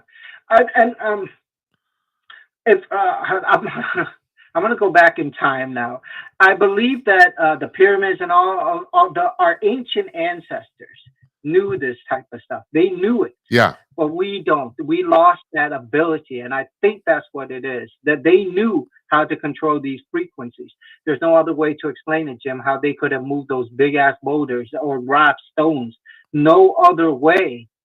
I mean, there's no pulley that could have moved these objects like that. Did you see the debate recently with Joe Rogan and Dr. Zahi? He's No, that Egyptian no. guy. I heard about it, but I didn't see it. No. Yeah, his Zahi Hawass. I think. Yeah, he was on there, and I gotta tell you, Joe Rogan almost slapped the guy. Joe Rogan was like ready to flip out on him because Dr. Zahi was holding back, was basically blatantly lying. He blatantly was lying to Joe Rogan. And if you watch his debate, you could see Joe Rogan knows, because Joe Rogan has been doing this for a long time. He Yeah. knows when somebody's bullshitting, Right. and it's obvious the guy was lying. And there were times where that Zahi was saying, "I'm not a scientist. Don't ask me. I'm not a scientist." And then later, like maybe 10 minutes later, he goes, "Well, I'm a scientist. Right. That's why I could say this type of stuff." Yeah, I was going to say he is a scientist, isn't he? I mean, what is he talking about? He's an archaeologist. That's the claim, right? Yeah, but when Joe Rogan asks him about like, things like the whole thing that they found underneath the pyramids, he says, "I'm a scientist," and I'm telling you that's not true. That you can't censor that low, that far below the pyramids. And then later, Joe Rogan would say, "Well, what about this technology? Do you know anything about it?" "Well, I'm not a scientist. How should I know about that technology? Yeah. I'm not a scientist." Like he's, beating around the bush. He made no sense. And Joe Rogan really started getting really mad, like the things that he was saying. He's such a joke. He's basically. I think you were talking about the original person that we were talking about, Jake Taper, where he's being manipulated to say specific things, and that's him. He's being manipulated to behave this way, Well, or yeah. to hide or do something. He's shilling for the Egyptian government. There's just no doubt about it. I mean, he always has been. I've told you this previously. I've been told that privately he has told people that the Great Pyramid in Giza was basically a giant electrical power plant. And there's very compelling evidence to suggest that's true. Now, but the thing is, there's no evidence to suggest what they did with the electricity. That's the weird part. No one's other than tiny little devices, little pot batteries or something like that. They've never found any electrical devices in archaeology in Egypt, but they were flooding the basement of the pyramid with hydrochloric acid. That's pretty much been verified now permanently because of it embedded in the walls. And the only reason you would do that with that much hydrochloric acid is to generate electricity. I mean, it's actually, hydrochloric acid is not a natural substance, so they had to distill it. And there's no reason you distill it other than to generate electricity. That's the only reason you do it. So then the question is, well, what were they doing with the electricity? I mean, if if 10,000, 100,000 years from now, if we all die, well, of course we're going to die, but if they start digging stuff up, they're going to find a bunch of TV sets, and so they'll know what we did with our electricity. We don't know what the Egyptians did with the electricity. We don't know. Did they beam it out into space? It's like, what the hell? We don't. But no, those. He has told people. I have been told that privately he has told people, yes, it was a giant power plant, and they know that. So I don't know. I mean, you've talked about this on the show too, about the fact that the Sphinx is. There's a lot of people who think these things are way older than. I mean, they've been dated now to about 4,000 BC, roughly. So we're talking about roughly 6-7 thousand years ago, and as far as anyone tell, the Egyptian civilization went back about 12,000 years ago, maybe at its earliest. But there's a lot of people who think these things are way older than that, and there's no way to tell that from carbon dating or anything like that. But there's been a lot of speculation that these things are very, very old. And you're absolutely right. If they're that, you can't, so the common conception is that those three big pyramids were built by like 100,000 laborers. I don't know the blocks. There's in the Great Pyramid alone, there's 2 million blocks, and they average 50 tons apiece. Like, I don't know if you can get 100,000 people to move that many blocks. I don't really. It's like that seems like what's the word I'm looking for? Herculean task. I don't know if it could be done. Yeah, and it's not just that. Some of those blocks were about 500 miles away. Is that what it is? Yeah, I think I heard somebody. You're right. They came from 500 miles away. Probably. That's right. 2 million of them. It's like Jesus Christ. I mean, I don't even know. I don't even think there's even. I mean, I'm going to have to ask AI this question after we get done here. I don't even know how many girders are in the Empire State Building, but I'm guessing it's not even close to 2 million. You know, and those are steel girders that were manufactured. I mean, Christ, you're talking about 50-ton stone blocks, 2 million of them from 500 miles. That's crazy shit. You know, I don't know how you can have as many people as you want. I don't think you get the job done. I don't think you could. Have you ever seen a casket of the Egyptians from back then, Jim? Have you ever seen one of their tombs? Yeah, like Tutankhamun's. Yeah, it's really small, right? Yeah, they weren't big people. They're really small. Yeah, the people back then, Jim, were really small people. I think on average, they were probably around 4 feet or really short people and that's small. Right. So they didn't have the strength that we do now. No. So how did they move all this? Unless, it just makes no sense. No, it doesn't. It I mean, makes no sense to me. You even go back to like the American Revolution. Even 250 years ago, there were very few men that were above 5 feet tall. Even 200 years ago. I mean, I don't know if you know this, but one of the things that was so striking, apparently, about George Washington is that he was 6 feet tall. He was 6 feet tall during a time when the average person was only 5 feet tall. It's like LeBron. It's like standing next to LeBron James, you know. But that was only 200 years ago, let alone 4,000 years ago. So no, you're absolutely right. These people were small. Yeah, and for them to move these type of blocks, I don't think enough ropes or enough for 100,000 of them could, unless 100,000 of them pulled it at one time. It doesn't make sense to me how it could have been done. You're right. I have to agree with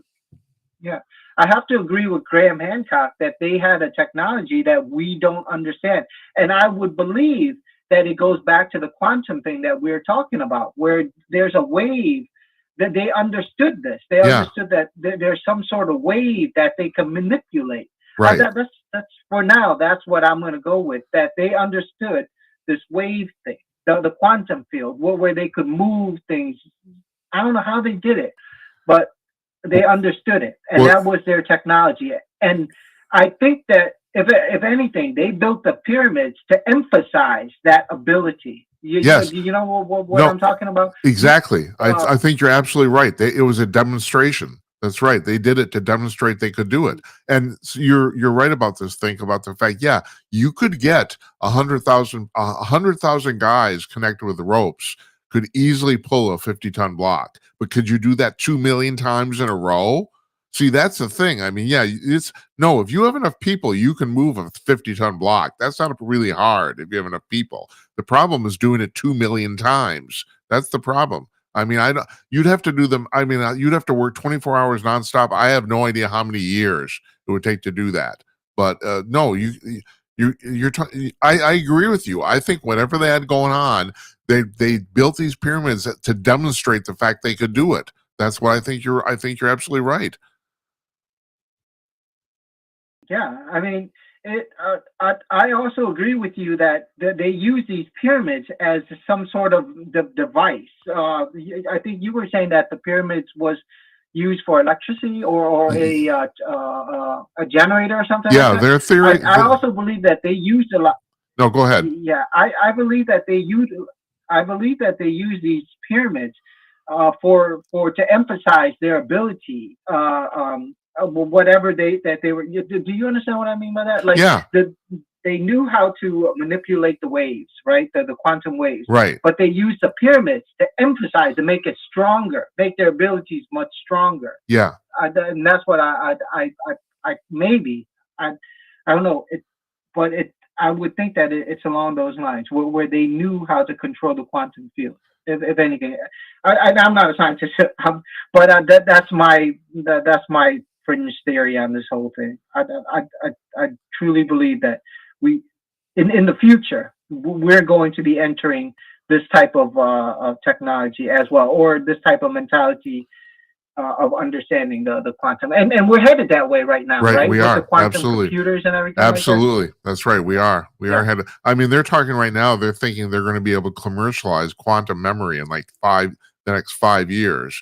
And quantum memory, you'd be able to take all the data on the planet, put in something the size of a sugar cube. It won't even be the size of a thumb drive. You'd be able to get literally all the digital data on Earth in a tiny, tiny little space. I mean, it to say will revolutionize information storage is really is paltry. It will at that point information storage will be completely a moot thing. No one will ever have to think about it. You're involved in network stuff, and as a programmer, I started in the 1990s, and I remember in the 1990s where the big thing was code optimization. I don't know if this means anything to you, but the idea is that like that you could make code run faster if you took the spaces out of it was all an arcane thing, and we did it. And I still remember one of my buddies saying, 20 years from now when the computers speed up, nobody's going to give a crap about this. He was absolutely right. Nobody bothers to optimize code at all. It's just like you just throw it in and it runs, or it doesn't run, one or the other. But it doesn't matter how optimized it is because nobody cares. The computers are so damn fast, nobody gives a shit anymore. And you're right. We're heading toward that. It's going to be to the point where there's stuff that are problems for us now. They're going to be completely moot. And we're probably, I don't know if you and I will live to see it. But 20 years from now, it's going to be really interesting to see what's going on. Yeah, that is incredible. I wish I want to see it. I want to live forever, Jim. I'll tell you that. I'm not like those people that want to die and all that. I want to live forever. I want to see what the future holds, and I want to be part of it. I grew up watching sci-fi stuff. I'm deep into sci-fi, and I want to see the future. I believe that we're going to have a good future. My future is Back to the Future. That type of futuristic belief that in the future it's going to be good. We get good like Nike shoes that automatically tie itself.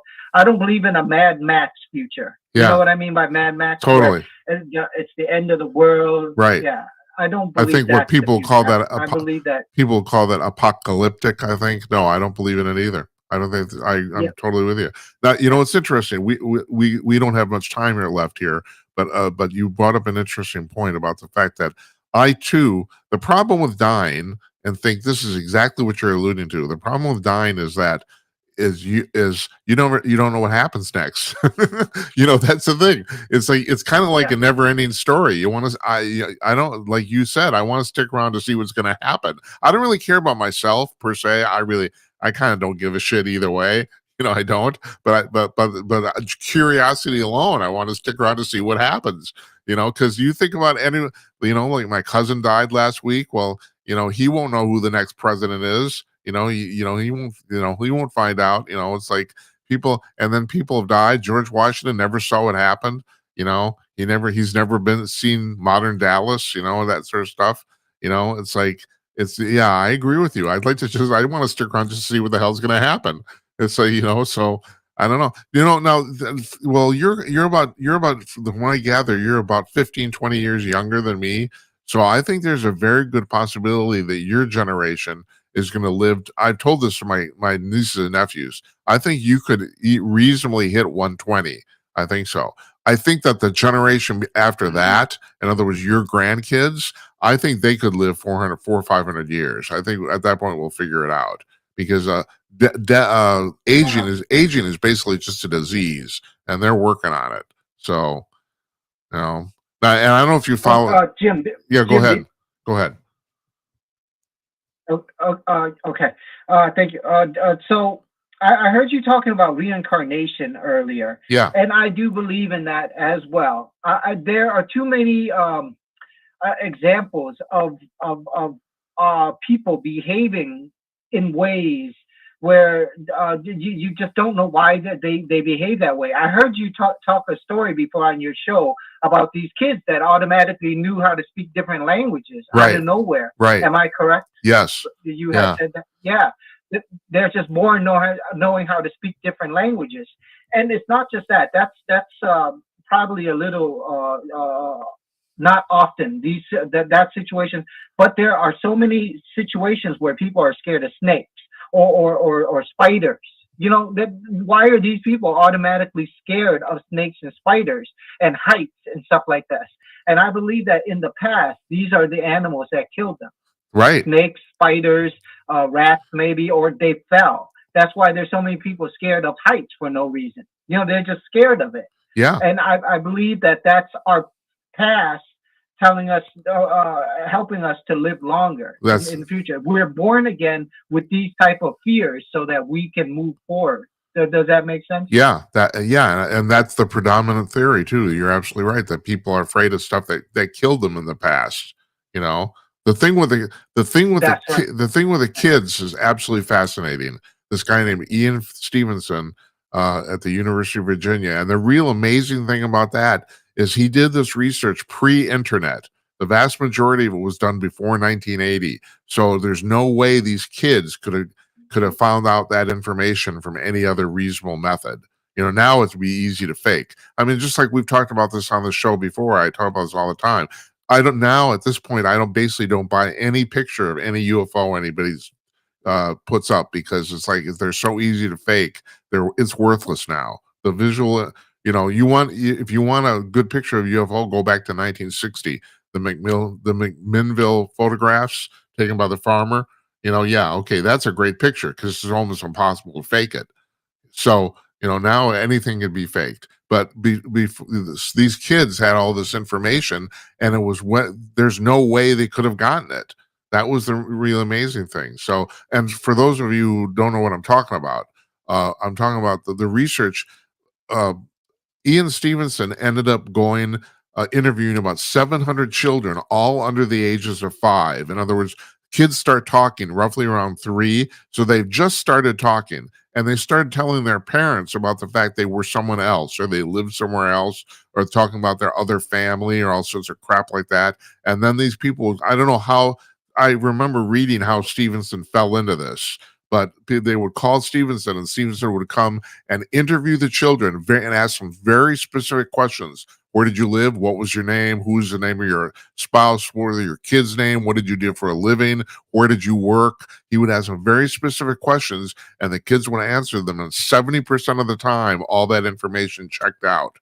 And these are, you're talking like there's one guy a little kid in Texas, who said he was an agent, Hollywood agent in Los Angeles, in Hollywood, but he knew the address of his house, and he knew the address of the building he worked in, and those buildings were real. And so Stevenson and his parents actually took this kid. He's 4 or 5 years old. They took him to Los Angeles, and the house, unfortunately, had been torn down like a month before they got there. But the building he worked in was still there, still existed, and the kid knew his way around. He knew where shit was. And it's like, no, you can't fake that stuff. It's like, that's crazy crap, How do you know that? So, yeah, and then this happens 700 times in a row. So you're going to say that that's not real? At what time, think, I'm asking you a rhetorical question here. What point do you need more evidence? Isn't that enough? Yeah, that's more than enough. Yeah, actually. It is. I mean, to disagree with those type of numbers, I think you would be insane. Right. I mean, there comes a point where you just have to accept it. You know what I mean? It's like, This is what it is. Right. I truly believe that reincarnation is a thing. I mean, we come from the dirt. We came from it. That's right. We come from the food that we eat. The food that we eat is from the outside. We take it in, and we're part of it. So Ma- when we die, I think we go back to it. My And friend, in terms of the consciousness, that's one of the wisest things you Yeah. said. We come from the dirt, and you're absolutely right. We do. We come from the dirt. That's all there is to it. Yeah. Hey, I gotta let you go because we only have 5 minutes left here, so I gotta wrap this up. So we can't do we thanks for can't. having me on again, Jim. Oh, always appreciate it, man. Interesting conversation. Thank you so much, man. I appreciate you calling every time. Okay. So please call again. We'll talk to you soon. Okay. Bye-bye. Bye-bye. Yeah, for all sorts of reasons here, folks, we can't do a show longer than 2 hours. Well, technically we can, but on the back end, it gets all goofed up with a whole bunch of other stuff. So that's our hard limit here, and we got 5 minutes left, so I'm going to wrap this up. So I want to thank for calling. I want to thank Maryam Henein. Henein. Her name's hard to pronounce. I want to thank her for coming on. Fascinating theory, and she has and what she just uncovered. Like we were talking, it's like I'm starting to. I mean, there's a part of me that doesn't want to go down the conspiracy rabbit hole, but man, sometimes you just think, excuse me, there's just too much damn evidence. Just like this thing what we were talking about in reincarnation. I mean, you got 700 kids who give you, well, I'm sorry, actually it'd be about 500. It was 70% of them. 500 kids who give you information about their previous life and it turns out to be real. I mean, at some point you got to say, no, this is legit. You do. And I've talked about that before. It's the same with the UFO stuff. I mean, how many reports do you need? And that's even going under the assumption that 95% of them are bogus. And I don't mean that people are lying. It's just they're sincerely mistaken. That's the problem. Anyway, we do have to go here. So tomorrow night, Tim Conaway is coming on, and he'll be live, so we'll take phone calls then too. Monday, we're taking off for Memorial Day. Tuesday, Jonathan Lockwood, the military historian, will be here, and we're going to talk about some stuff going on in the world. So I want to thank you for watching. Thanks to Maryam Henein. Thanks to Think. And you have a nice evening, okay? Good night, Uncle Donnie, wherever you are. And good night to you, wherever you may be. And my cursor doesn't work. Good night, everybody. We'll see you tomorrow night. Take care.